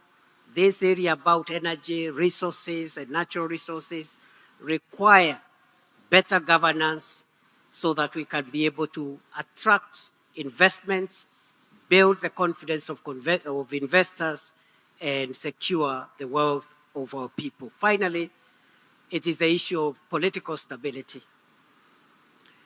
We can build the best roads, the best airports, the best railways, the best seaports, but without long-term political stability, all that can be washed away.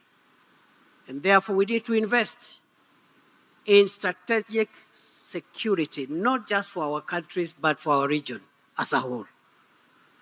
Because any instability anywhere in Africa is instability in our own countries. We have seen how the 1980s, 90s have looked like.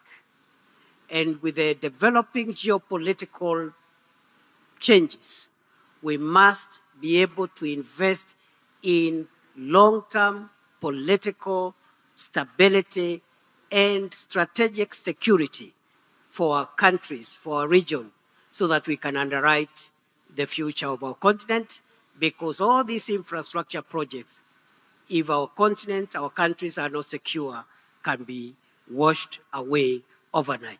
Thank you, and it's a pleasure for me to address you. Thank you very much. Thank you very much, Your Excellency, and thank you for the nuggets of wisdom that you've shared. We really appreciate it. Thank you so much. Your Excellency, ladies and gentlemen, one of the defining features of the Infra for Africa Forum is that apart from the conversations that move or unlock funding into infrastructure, it's also a platform for action. We have signings that we are going to do that are actually coming out of some of the things that we've already spoken about, including gas. And I'm also proud to say that, Your Excellency, 3 out of those 5 are related to Tanzania. So we are going to start with the very first signing, which is between AFRCA50 and the Tanzania Ministry of Health. And this is an agreement for the expansion of access to dialysis and renal care across Tanzania. Please help me to welcome here Dr.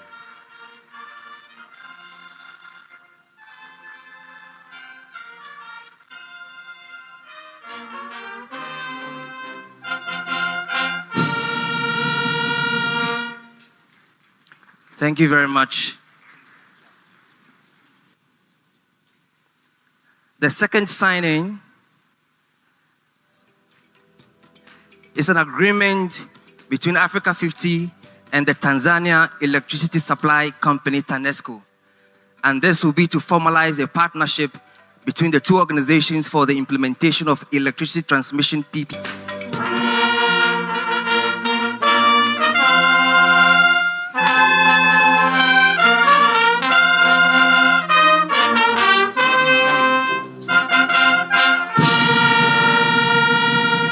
Thank you. I'm pleased to say that the third one is also related to Tanzania, and this is the Tanzania LNG project signing.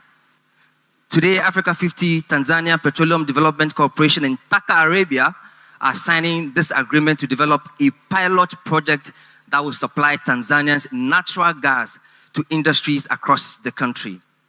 You've heard a lot about gas today and how it's so important to unlock, move into other countries. You heard our CEO announce the big gas platform that will be leading on the continent. So this is exciting times, and we're really pleased that this is happening. Please give them a round of applause.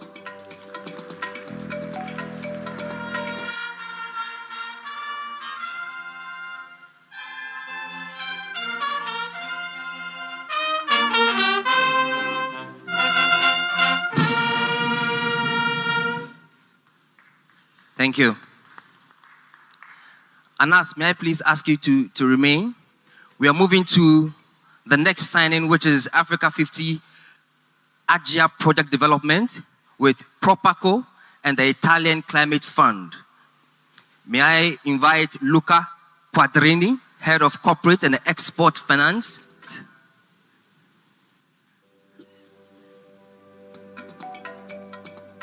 Thank you very much.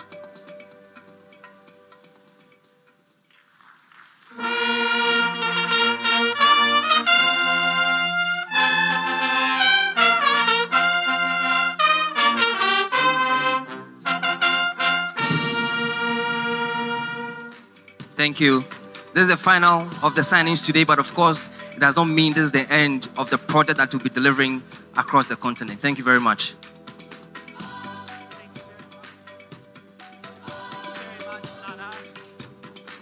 Thank you very much, NASA Tanzania Limited. We acknowledge support from TPA. We also acknowledge support from TPDC. We also acknowledge support from PSSF, Yes Tanzania, Azam Media Group, and Mwananchi Communication.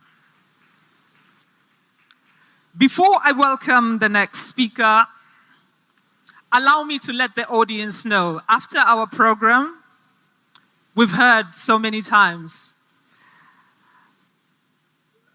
Dr. Kaberuka being mentioned. He will have a fireside chat. Please don't plan to miss. And before that, you will also hear a showcase of investment in Tanzania.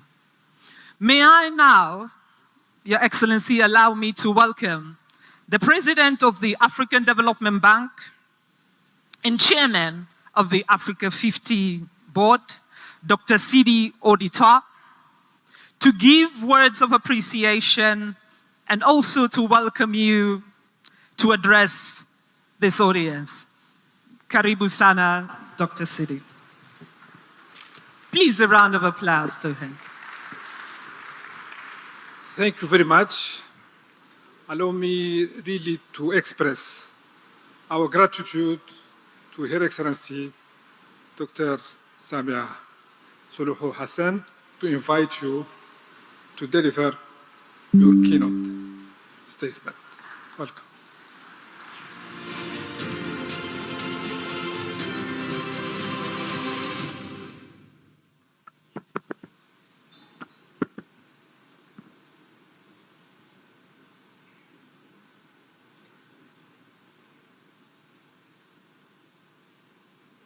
Please be seated.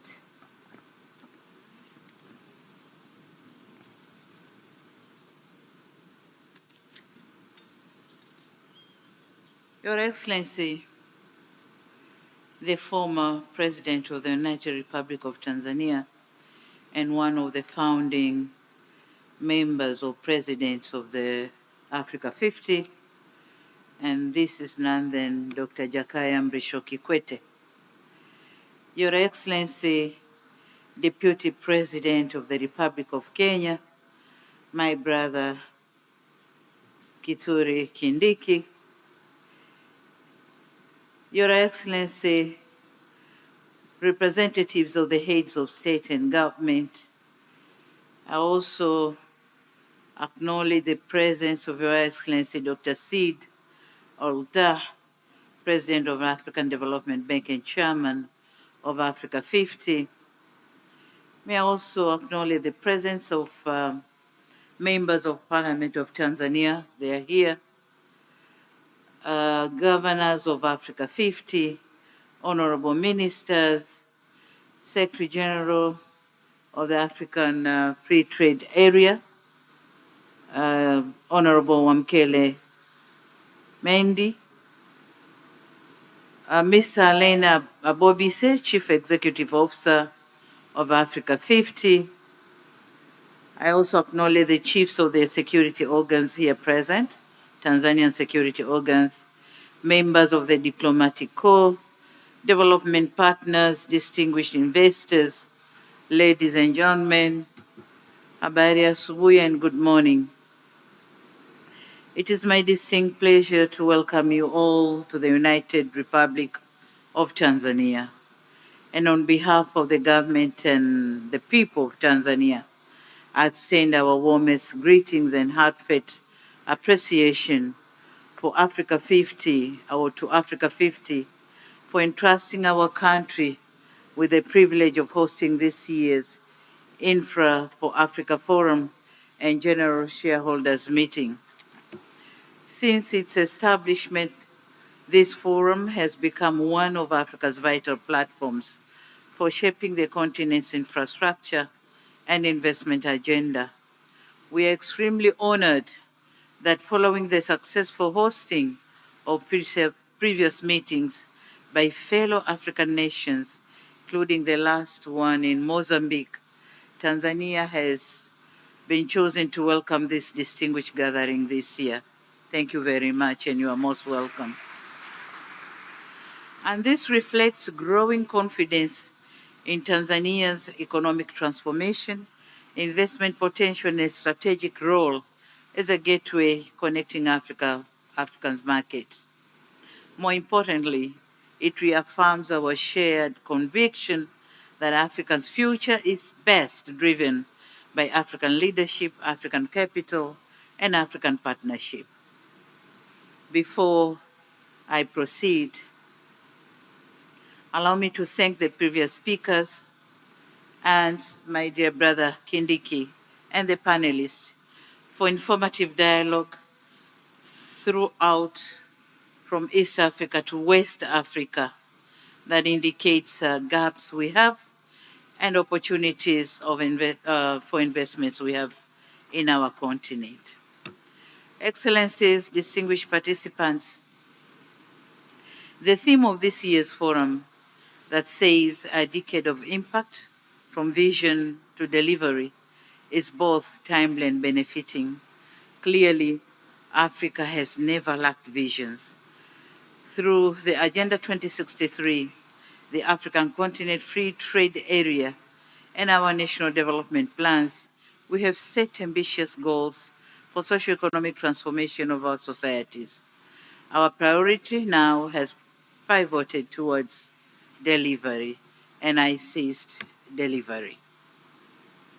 It goes without saying that our people measure progress not by the declaration we make, but by the visible outcomes, such as roads, reliable energy, efficient ports and railways, digital connectivity, and infrastructure that creates jobs, attracts investment, and improves lives. That's why this forum matters. It is indeed bringing together leaders, investors, financiers, and development partners with a common purpose. The purpose is to transform ideas into bankable projects, partnerships into investments, and Africa's immense potential into lasting prosperity for our people. We meet at the time of heightened global uncertainties, marked by geopolitical tensions, conflicts, climate change, supply chain disruptions, and financial pressures. Although many of the challenges originated beyond Africa, their impact sends ripple effects across our continent. These realities reinforce the need for Africa to build resilience and self-sustaining economies by adding value to our resources, strengthening regional value chains, expanding intra-African trade, and mobilizing domestic capital for our own development. At the heart of this transformation is infrastructure. Our roads, ports, railways, energy systems, and digital networks must drive growth, withstand future shocks, and enhance Africa's competitiveness. By developing bankable projects, mobilizing long-term financing, and attracting private investment, AFRICA50 reflects Africa's determination to finance, build and own its own future, and hence, through collaboration, strong partnership, and effective implementation, we can build a more resilient, competitive, and prosperous Africa. Excellencies and distinguished participants, as for us, Tanzania, our infrastructure transformation is guided by the Tanzanian Development Vision 2050 for the 25 years to come, whose implementation commenced last month, July this year. The vision spells out our ambition to build a competitive, industrialized, and inclusive economy driven by innovation, human capital, sustainable development, and modern infrastructure. Recognizing that this transformation cannot be achieved by the government alone, our 25 years journey to 2050 places the private sector at the center of economic growth, with ambition that 70% of economic contribution will be driven by the private sector, locally and global private sector. Our role as the government is therefore to create a predictable investment climate, deliver strategic public infrastructure, and build partnership that unlock private sector capital, innovation, and entrepreneurship. Over the past years, Tanzania has undertaken ambitious infrastructure development programs in our history. We have expanded and modernized the port of Dar es Salaam, enhancing its efficiency and strengthening its role as a regional trade and logistic hub. We are advancing the standard gauge railway to improve connectivity, reduce transport costs, and facilitate trade with neighboring countries. And we also investing in strategic roads, network, bridges, logistic corridors, and modern airports, so as to strengthen national, regional, and global connectivity. These investments are already generating impact by reducing logistic costs, attracting investments. Maybe when the Tanzania Investment Center, we do the presentation, we see how Tanzania is receiving the FDIs from outside the country. So they are also reinforcing Tanzania's role as a strategic gateway for land-linked countries, including Burundi, Rwanda, Uganda, Zambia, Malawi, and Democratic Republic of Congo, by providing efficient access to regional and global market. Tanzania's strategic location along the Indian Ocean has historically positioned our country as a natural gateway to Africa. Today, through sustained investments in infrastructure, we are strengthening this role by connecting markets, facilitating trade, and supporting regional integration. As an active member of both the East African Community and the Southern African Development Community, Tanzania occupies a unique position as a bridge between the two important regional blocs. We are committed to using this position to strengthen cross-border trade, develop regional value chains, and promote investments that deliver shared prosperity. The African Continental Free Trade Area further complements regional efforts to enhance trade, investment, and infrastructure connectivity. We therefore stand ready to work with AFRICA50, governments, investors, and development partners to accelerate delivery of infrastructure that connects our people, industries, and unlock Africa's economic potential. Distinguished participants, talking on building Africa's next generation infrastructure, we are relying heavily on building integration systems that drive industrialization, innovation, and competitiveness. And in this respect, energy remains the foundation of economic transformation. Without reliable, affordable, and sustainable energy, industries cannot grow, business cannot expand, and economies cannot compete. So, in cognizance of this fact, Tanzania is investing in a secure and diversified energy sector through hydropower, renewable energy, and natural gas. The Julius Nyerere Hydropower Station and investment in other clean energy sources is strengthening energy security and supporting industrial development. With the continued discovery of natural or proven natural gas reserves, Tanzania is well positioned to contribute to regional energy security while promoting value addition, manufacturing, and economic diversification. We also recognize that Africa's energy future depends on stronger regional cooperation, cross-border transmission, networks, and regional power pools that will enhance energy security, reduce costs, and provide reliable power to support our growing economies. And my brother Kindiki has explained very nicely our East African pool, but we also have the Southern African power pool, which also provide electricity, reliable electricity to our countries. Equally important is digital infrastructure. In today's world, connectivity is essential as roads, ports, and energy. Through the national ICT broadband backbone, Tanzania is expanding digital access, improving public services, promoting financial inclusion, supporting innovation, and creating new opportunities, especially for young entrepreneurs. It is obvious that infrastructure alone cannot transform Africa.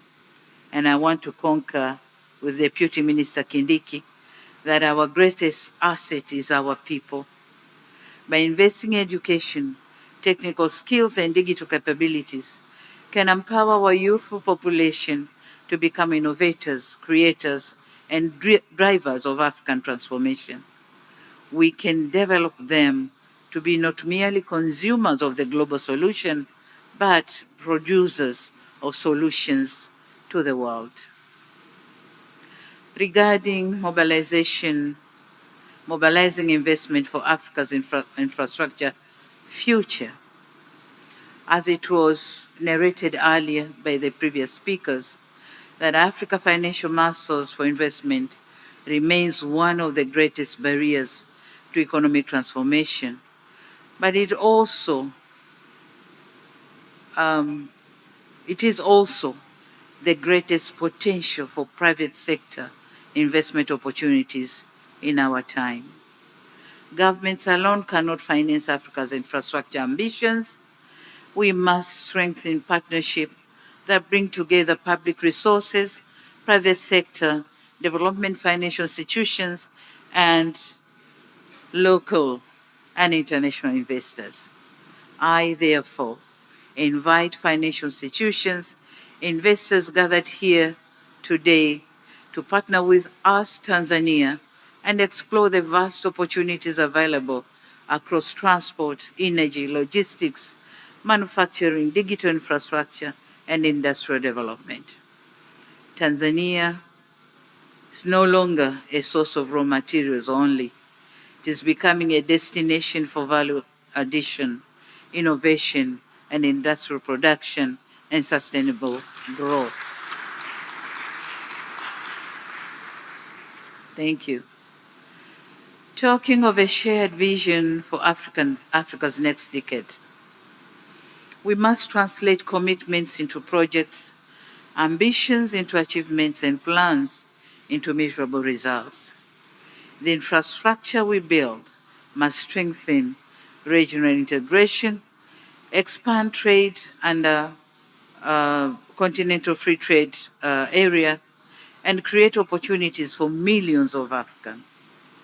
To AFRICA50, I extend my sincere appreciation for your leadership and contribution to Africa's infrastructure transformation.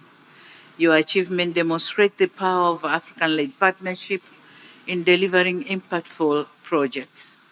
As we enter your next decade, we encourage you to continue championing innovation or innovative solutions and investment that connect our continent and improve the lives of our people. Tanzania stands ready to deepen its partnership with AFRICA50. As we have witnessed here, we signed 3 MOUs or agreements with AFRICA50, and we expect better implementation of those agreements.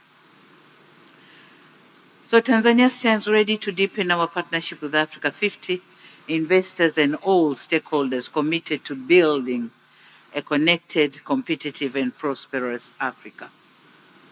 Excellencies and distinguished participants, before I conclude, I would like to encourage you to extend your engagement with the people of Tanzania beyond the meeting halls and invite you to experience the warmth of our people, the richness of our culture, and the beauty of our country. From the endless plains of the Serengeti, the proudly standing Mount Kilimanjaro, and to the breathtaking, beautiful islands of Zanzibar, Tanzania offers memorable experiences and exciting opportunities for tourism, hospitality, and sustainable development. Take time to experience them. Before you go back and buy another ticket to come back, you are here. Use them.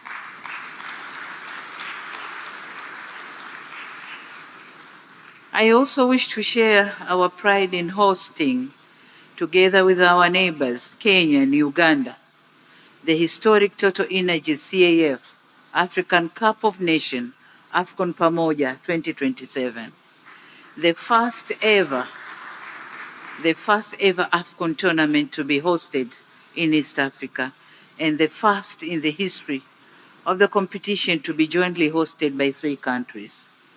This milestone reflects not only our shared passion for sports, but also Africa's growing confidence and ability to deliver world-class events while strengthening regional cooperation in investments in sports. As Africans, when we work together, there's no limit to what we can achieve. With these remarks, it is now my honor and privilege to declare the 2026 Infra for Africa Forum and AFRICA50 General Stakeholders Meeting officially open, and I wish you fruitful deliberations.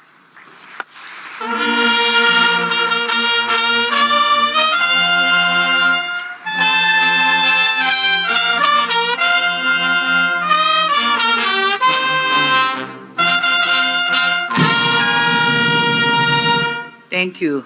God bless Africa. God bless AFRICA50. Thank you for your kind attention. Thank you very much. A round of applause to Our Excellency Dr. Samiasuluhuhassan, the President of the United Republic of Tanzania for those great words. And here she bids farewell before we proceed with our program.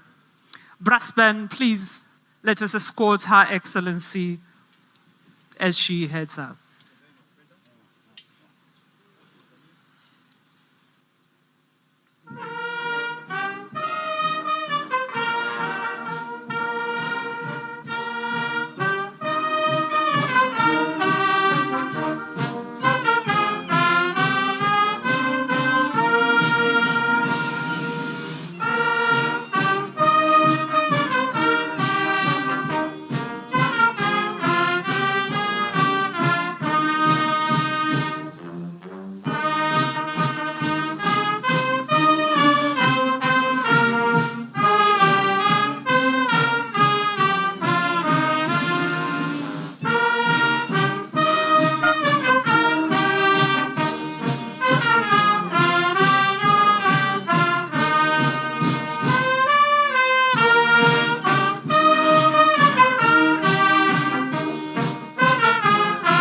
Take your seats.